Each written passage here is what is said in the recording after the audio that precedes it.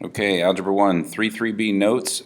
We are going to be using that idea, the concept of identifying coordinates to basically do all of these problems here that you're going to see in the 3.3b notes. So later on we will get into a lot of stuff with graphing lines, but for now these lines are already graphed for you. But later on we will be able, or we will need to be able to put things into y equals mx plus b form, which is slope-intercept. So we're going to get some practice with that now. So we want to solve this equation for y. That means getting rid of the number that doesn't have a y. So this is a positive 4x, so I will subtract 4x. Now, we cannot combine that with the 8. Okay, the 8 is just a number with no variable. This 4 has a variable, so we cannot combine them. These are going to cancel. The left-hand side, 2y. Now we want to put this in mx plus b form, so we always want the x term to be first. Not extremely important, but it will be later on. And the last thing we want to do to get y by itself is to divide by this number out front, so we're going to divide by 2. And we want to make sure that we divide everything by 2, so I'm going to divide everything by 2 like that. 2 divided by 2 is 1, so we have 1y. Negative 4 divided by 2 is negative 2x. And 8 divided by 2 is 4, so plus 4. There is your final answer for that first bell ringer. Now we got another one. I have this one solved for you, so if you want to pause the video and try it out, you can, or just follow with me. So first of all, I need to move the x term. So I have a 3x, so I have to do the opposite and subtract 3x. So we subtract 3x from both sides. Okay, 3x minus 3x is 0, so those two cancel. So I'm going to bring down the y, but again, don't forget the negative goes with it. So negative y, and then I'm putting the negative 3x first, and then plus 8. Now I have this negative sign. I don't want the negative there, I just want y by itself. So I'm going to divide by negative 1, divide everything by negative 1, and all that is going to do is change my signs. So y equals 3x minus 8, and that is my final answer. So let me jump ahead to this one, and then I'll come back to those notes. Here you will see that we have two lines that are graphed. Okay? What we are doing is we are identifying this point where those two lines intersect. And this is really the start of our system of equations. Instead of just having one equation that we solved, now we have two equations. That's why it's called a system, because there's more than one.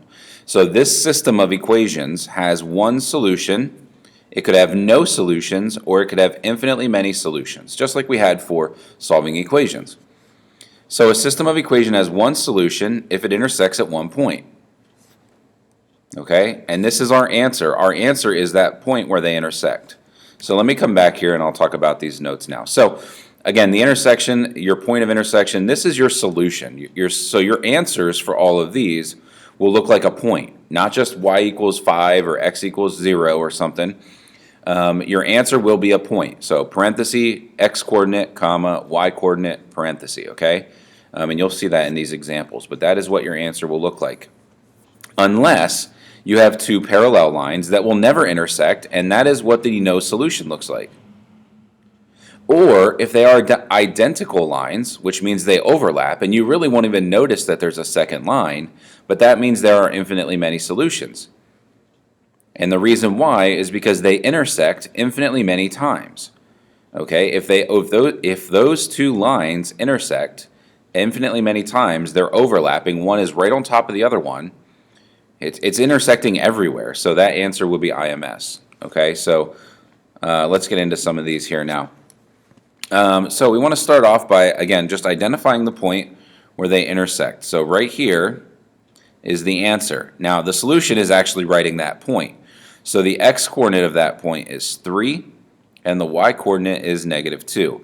This is how your answers need to look, okay? They have to look like this in order for you to get credit. Don't put x equals, some people do this, x equals 3, y equals negative 2. Don't do that, okay? Your answer is the point. It has to be written as a point like this, okay? So circle the point, write the coordinates of the point. Next one. All right, right here is my point. This is the answer. Circle your point, write the point. X coordinate, negative 1, Y-coordinate, also -1. If we start at the middle to get to this point, we go left 1, down 1. Okay? Always left or right first, and then up or down. Next, here is my next answer. This is the answer for number 3. So how do I get there? Well, I go to the right 4, and then I go down 1, 2, 3. So right 4 is +4, down 3 is -3.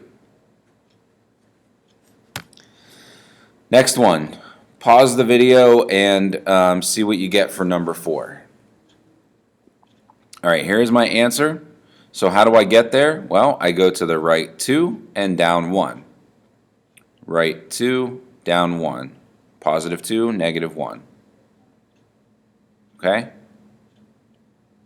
Let me make that look a little more like a -1 and a little less like a 7. -1. There we go. All right. Next up. Okay, here we go. This one's a little different. All right. So where do these two lines intersect?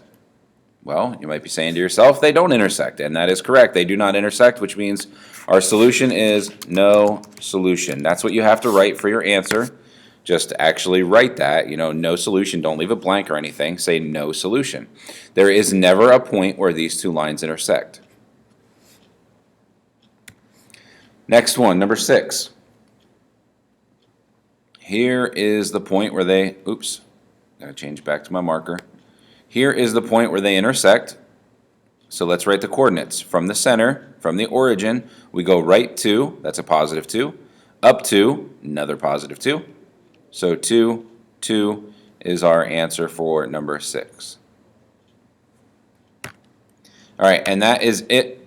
That's all we are doing for today. And again, like I said, the notes for this week are very straightforward. Starting with 3.3c, we will get into stuff that's a little bit more challenging, and a lot of things that we have already done are going to come back into the picture. So, but anyway, like I said, for these problems, very, very simple and basic, straightforward. All we're looking for is that point where those two lines intersect, and that's it. That's all we're doing here. So if you have any questions on this, just let me know.